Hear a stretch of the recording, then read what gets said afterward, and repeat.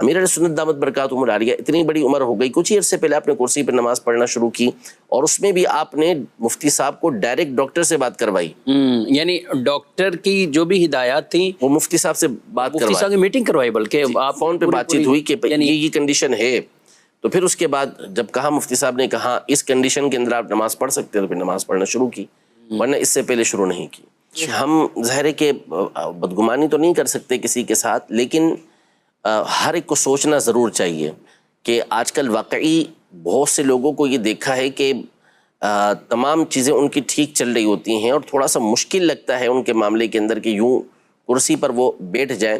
بعض لوگوں کی عادت بن جاتی ہے، تھوڑی سی اگر وہ کوشش کریں کوئی تکلیف ان کو نہیں ہو.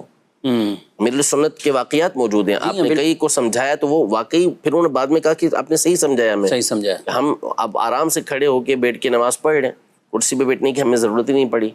تو آپ غور کر لیں، ہر ایک بعض نوجوانوں کو دیکھا ہے ان کے ساتھ بھی اس حد تک تکلیف ہو، کوئی عذر ہو ان کے ساتھ، لیکن نماز میں بھی آج کل جو ہے نا فیشن آ گئے ہیں، تو اب یہ بھی ایک فیشن بن گیا ہے کہ کرسی پر نماز پڑھی جائے.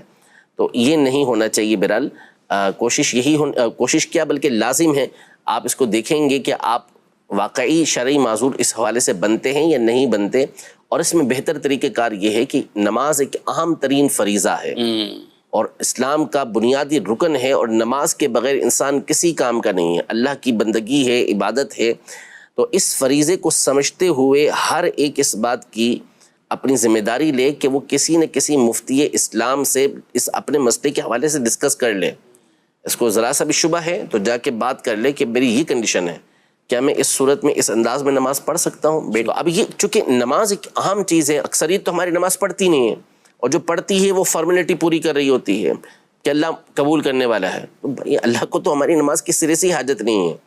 ہمیں ضرورت ہے کہ ہم اس انداز میں عبادت کرنے کی کوشش کریں گے کہ جس کا اللہ پاک نے ہمیں حکم ارشاد فرمایا. اور ہمیں حکم یہ ارشاد فرمایا کہ ہم نے نماز کی اقامت کرنی ہے، اقامت الصلاۃ کا حکم ہے.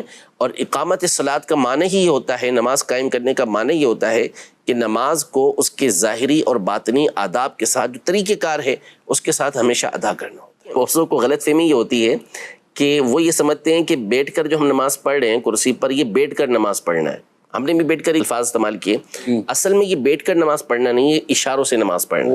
یعنی اشارے، یہ اشارے، اس کو عربی زبان میں مومی کہتے ہیں، یعنی وہ جو اشاروں کے ذریعے نماز ادا کر. قائد نہیں کہتے، یہ قائد نہیں کہتے اس کو، قائد بیٹھنے والا، قائد عین سے بیٹھنے والا.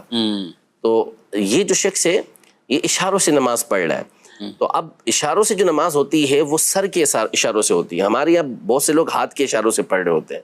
ہاتھ کا اشارہ نہیں ہے، سر کا اشارہ ہے. تو سر کے اشارے کا مطلب یہ ہے کہ آپ نے رکوع کرنا ہے تو رکوع میں تھوڑا سا آپ نے سر جھکانا ہے یوں، اور سجدے میں آپ نے اس کے مقابلے میں تھوڑا سا اور سر جھکانا ہے.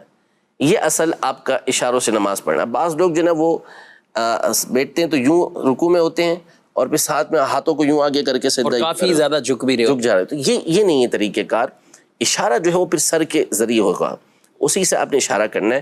تو اب یہ زمین پہ بیٹھ کے اشارے کے ذریعے نماز پڑھ رہے ہیں، کرسی پہ بیٹھ کے پڑھ رہے ہیں، یا کھڑے ہو کے پڑھ رہے ہیں، تینوں صورتیں درست ہیں. ہاں البتہ بیٹھ کر اشاروں کے ساتھ نماز پڑھنا یہ زیادہ بہتر ہے، کیونکہ سجدے میں زیادہ قریب ہو جائے گا وہ بندہ.